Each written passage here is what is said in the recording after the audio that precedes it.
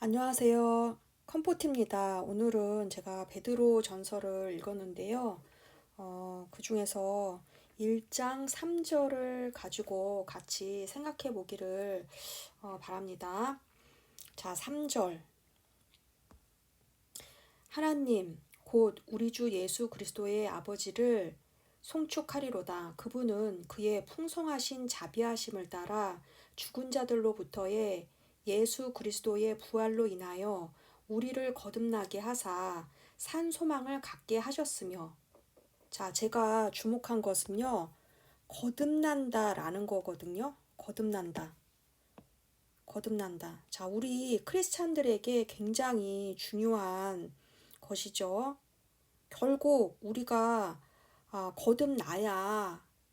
거듭나야 구원을 받는 것이니까요. 거듭나야 우리가 천국에 갈 수 있는 거죠. 자, 그래서 우리가 거듭났느냐 아니냐 이게 제일 중요한 문제죠.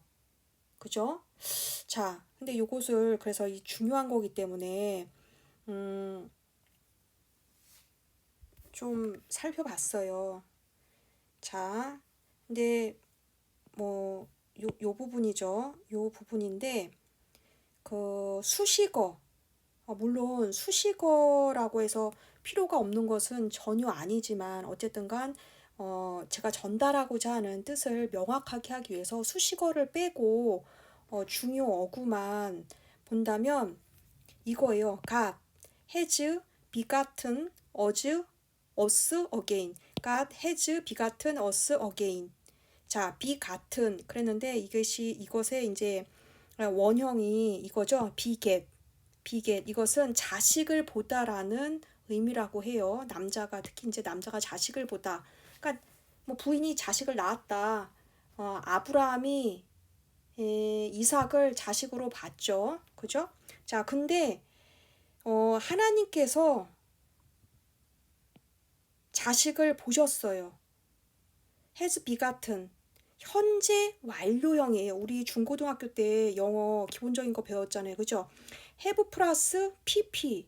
완료형이면은 이미 그 사실이 이루어진 거거든요. 그래서 여기서 again이라고 했잖아요. 그죠? 그러니까 하나님께서 우리를 거듭해서 자식으로 보신 거예요. 직역을 하자면.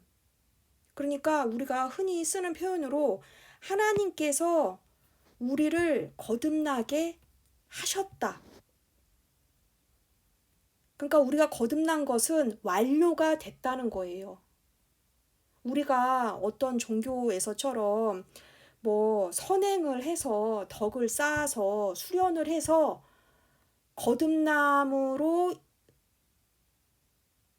거듭남을 성취하는 것이 아니라 하나님의 넘치는 풍성하신 자비에 의해서 이미 우리는 거듭난 거예요. 완료된 사실인 거죠. 자, 그리고 이제 제가 또 생각을 해본 게 거듭남 이거 하면은 뭐 제일 생각나는 게 그 요한복음에 예수님과 니고데모의 대화죠. 자, 그래서 그거 한번 찾아봤습니다. 요한복음 3장. 요한복음 3장.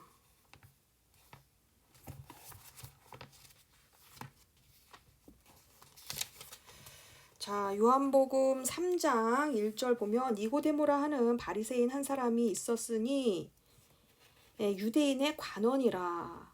자, 그가 밤에 예수께 와서 말씀드리기를 라삐어 우리는 당신이 하나님께로부터 오신 선생이신 줄을 아나이다. 이는 하나님께서 함께 하시지 아니하시면 아무도 당신이 행하시는 이런 기적들을 행할 수 없기 때문이니이다. 그랬더니 예수께서 대답하여 그에게 말씀하시기를 진실로 내가 너에게 말하노니 사람이 거듭나지 아니하면 be born again 아니하면 하나님의 나라를 볼 수 없느니라. 하나님의 나라를 볼 수 없대요. 이거 정말 큰일 아닙니까? 반드시 우리는 크리스찬이면은 거듭나야 되는 거죠. 자, 니고데모가 주께 말씀드리기를 사람이 늙으면 어떻게 태어날 수 있나이까? 사람이 자기 어머니 태에 두 번째 들어갔다가 태어날 수 있나이까? 이런 답답한 소리를 하니까 예수께서 대답하시기를 진실로 진실로 내가 너에게 말하노니 사람이 물과 성령으로 태어나지 아니하면 하나님의 나라에 들어갈 수 없느니라. 육신으로 난 것은 육이요 또 성령으로 난 것은 영이니라. 내가 너에게 너희는 거듭나야만 한다고 말한 것을 이상히 여기지 말라. 그러면서 뭐 니고데모가 물과 성령으로 뭐 태어난다 이런 거를 잘 이해를 못했을 것 같아요. 그죠? 그러니까 예수님께서 이제 이해를 돕기 위해서 바람을 예로 드십니다. 바람이 임의로 불어서 내가 그 소리를 들어도 어디서 와서 어디로 가는지 알지 못하듯 어디서 와서 어디로 가는지 알지 못하듯 성령으로 난 사람은 모두 그와 같으니라고 하시더라. 그러니까 바람은 분명히 있잖아요. 그죠? 근데 우리가 그것을 눈으로 볼 수는 없죠. 바람이 언제 생성이 됐는지도 뭐 알 수가 없죠. 자, 니고데모가 대답하여 주께 말씀드리기를 어떻게 이런 일들이 있을 수 있나이까? 그러니까 예수께서 야, 너는 이스라엘의 선생이면서 이런 거를 모르냐? 그러면서 뭐라고 말씀하시냐면 어, 그 구약 민수기에 그 구리 노뱀 구리 노뱀 하여튼 얘기를 하십니다. 하늘에서 내려오니 곧 하늘에 있는 인자 외에는 아무도 하늘에 올라간 자가 없느니라. 모세가 광야에서 뱀을 들어 올린 것 같이 인자도 예수님이죠. 인자도 그렇게 들려 올려져야만 하리니 이는 그를 믿는 사람은 누구든지 멸망하지 않고 영생을 얻게 하려 함이니라. 그러면서 뭐라고 그러시냐면 아들을 믿는 사람은 정죄를 받지 않는다고 하셨어요. 분명히. 아들을 믿는 사람은 정죄를 당하지 않는다. 자, 우리 뱀 사건 민수기 21장을 보면요. 민수기 21장 4절부터 좀 보죠. 자, 그들이 에돔 땅을 돌아서 가기 위해 호르산으로부터 홍해의 길을 따라 이동하였더니 백성의 혼이 그 길 때문에 많이 상심되었더라.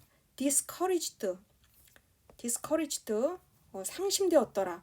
자, 백성이 하나님과 모세를 거역하여 말하기를 어찌하여 당신들은 우리를 이집트에서 데리고 와서 광야에서 죽게 하나이까? 여기는 먹을 것도 없고 물도 없으니 우리 혼이 이 보잘것없는 음식을 싫어하나이다. 와, 만나겠죠? 만나를 보잘것없는 음식이라고 평하고 싫다고 얘기했어요. 그래서 주께서 불뱀들을 백성 가운데로 보내시어 그것들이 백성들을 무니 많은 이스라엘 백성들이 죽으니라. 자, 그러므로 백성이 모세에게 와서 말하기를 우리가 주와 당신을 거역하여 말함으로 죄를 지었나이다. 죄 지었다고 인정을 했어요. 주께 기도하여 그 뱀들을 우리에게서 물러가게 하소서 하니 모세가 백성을 위하여 기도하더라. 그러자 주께서 모세에게 말씀하시기를 불뱀 한 마리를 만들어서 그것을 장대 위에 달아놓으라. 물린 자마다 그것을 쳐다보면 살리라. 모세가 놋쇠로 뱀을 만들어 장대 위에 메어 다니 뱀이 사람을 물어도 그가 그 놋뱀을 보면 살더라. 뱀에 물려서 죽을 사람이 단지 그 놋뱀을 바라보기만 하면 살았다는 거예요. 어떻게 보면 너무나 간단하잖아요. 그죠? 너무 간단해서 믿기 힘든 일이다 라고 볼 수도 있죠. 자, 우리 인간의 어떤 상식과 우리 인간의 생각으로는 고행을 하고 착한 일을 많이 하고 막 수련을 하고 그렇게 해서 얻어지는 결과로서 구원을 받는 게 타당하고 당연한 것 같이 느껴지기도 해요. 그죠?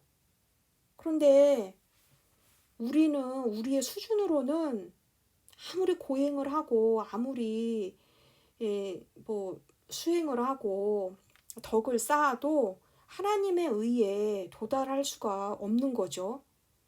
그래서 단지 우리가 죄인인 것, 하나님께서 의로우시고 사랑이시라는 것, 그분께서 그래서 정말 인간의 몸으로 이 땅에 오셔서 우리의 죄값을 대신 치러주셨다는 거, 그거를 믿으면은 된다는 거예요. 근데 이게 되게 쉬워 보이잖아요? 쉬워 보이니까 못 믿는 것 같지만 그게 사실은 글쎄요. 자존심을 내세우는 사람한테는 되게 어려운 일일 수 있어요. 제가 그러니까 여러분도 이렇게 생활하다 보면은 그러니까 예수 믿지 않는 사람들 중에서 내가 면목이 없어가지고 교회에 못 간다. 내가 너무 못된 놈이라서 구원을 받을 수가 없다. 내 양심으로는 내가 지옥 가는 게 마땅하다. 뭐 이런 말을 하는 사람을 봤는지 모르겠어요. 아니 피조물 따위가 뭔 면목이에요? 면목. 그게 굉장히 양심 있고 되게 바른 것 같지만 그게 뭡니까? 피조물로서의 그 분수를 넘는 말 아니에요? 뭔 자존심을 세우는 거예요. 그 사람들이 얼마나 자기가 어떤 기준에 미달한다는 것을 확실하게 알고 있고 그리고 그것을 얼마나 고통스러워하고 있고 그래서 그 기준 자체를 얼마나 미워하는가 하는 것을 잘 보여주는 사례가 있어요. 치명적 자만이라는 책이 있거든요. 치명적 자만. 이거 프리드리 A 하이크라는 사람이 쓴 건데 이 사람이 경제학자예요. 근데 이 사람이 뭐 하여튼 자기 의견을 펼치기 위해서 여러 사람의 말을 인용을 하는데 이 책의 120페이지에 보면은 이런 대목이 있어요. 세계보건기구의 초대 사무총장. 세계보건기구의 초대 사무총장이 치솜이라는 사람이래요. 근데 이 사람이 정신분석가래요. 자, 그 사람이 뭐라 그랬냐면 옳음과 그름이라는 개념을 없애야 한다. 옳음과 그름이라는 개념을 없애야 한다. 이거를 딱 읽는 순간 막 다원주의가 생각이 나고, 그죠? 뭐 공사상, 불교의 공사상 뭐 이런 게 생각이 나죠. 옳음과 그름이라는 개념을 없애야 한다. 인류를 선과 악의 해로운 부담에서 해방시키는 것이 정신과 의사의 과제. 인류를 선과 악의 해로운 부담에서 해방시키는 것이 정신과 의사의 과제라고 주장을 했대요. 또 이 대목에서 왜 선악과를 따먹어서 감당도 못하는, 그죠? 선악과를 따먹어가지고 왜 선악의 해로운 부담을 우리 인류가 져야 했는지 하고 있는지, 그죠? 근데 뭐 하여튼 이런 거 있고요. 그리고 저는 소설 니코스 카잔차키스 이 사람이 쓴 너무나 유명한 소설이죠. 그리스인 조르바. 그러니까 이게 소설이죠. 이 작품은 소설이에요. 픽션이에요. 그렇긴 하지만 니코스 카잔차키스가 조르바라는 인물을 실제로 만났고 그 사람을 이제 모티프로 해가지고 쓴 소설이고, 니코스 카잔차키스가 결국 지향하는 인간상이 조르바겠죠? 근데 이 소설을 저는 몇 번을 읽어봤는데 느낀 것은 무섭다. 세상 이렇게 하나님을 뚜렷하게 인식을 하면서 배척을 하고 대항할 수 있는가. 사탄이다. 그런 생각이 들더라고요. 이 사람이 자기 비문을 자기가 썼대요. 나는 아무것도 바라지 않는다. 나는 아무것도 두려워하지 않는다. 나는 자유다. 지금 저기 지옥에서 있을 거예요, 이 사람. 자, 그리고 또 로마서가 생각이 나요. 로마서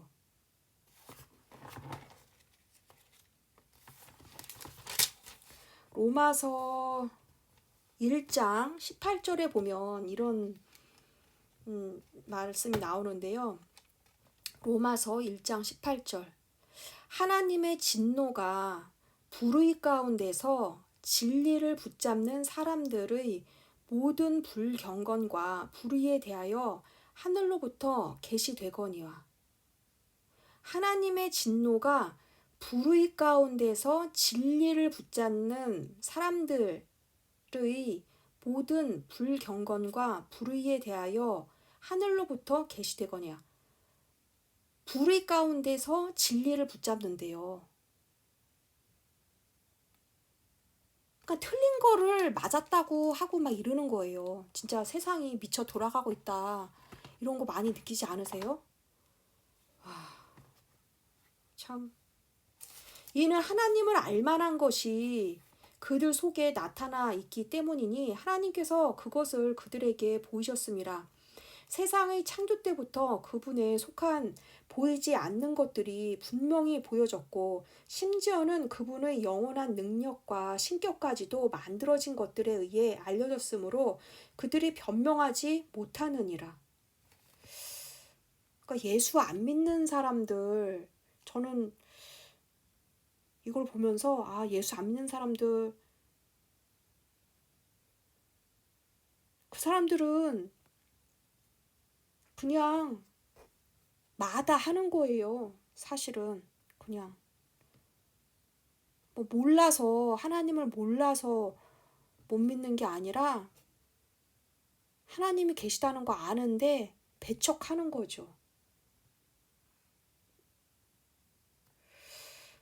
이는 하나님을 알되 하나님께 합당한 영광을 돌리지 아니하고 감사치도 아니하며 도리어 그들의 상상들이 허망하여지고 그들의 어리석은 마음이 어두워졌기 때문이니 그들은 스스로 현명하다고 말하나 우둔하게 되었고 썩지 아니하는 하나님의 영광을 썩어질 사람의 형상과 새들과 네 발 달린 짐승들과 기어다니는 것들과 같은 형상으로 바꾸었도다. 그러므로 하나님께서도 그들을 자기들의 마음의 정욕에 따른 더러움에 내버려 두시어 그들의 몸을 서로 욕되게 하도록 하셨으니. 자,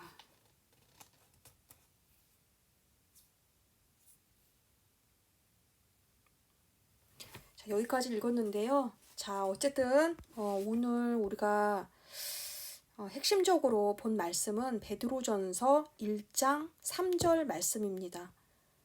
크리스찬에게 거듭남의 문제는 굉장히 중요한데, 자, 우리가 하나님의 자녀로 거듭났다라고 하는 것은 이미 완료된 것이다. God has begotten us again. has begotten. 자, 완료가 된 것입니다. 자, 이거를 잘 가슴에 새기고 그러면 우리가 착한 일을 해서 그 결과로 구원을 얻는 것이 아니라 이미 우리가 거듭났는데 그에 합당한 태도로 하나님의 그 자녀의 그 장성한 자녀의 분량만큼 자라가도록 노력을 해야겠습니다. 감사합니다.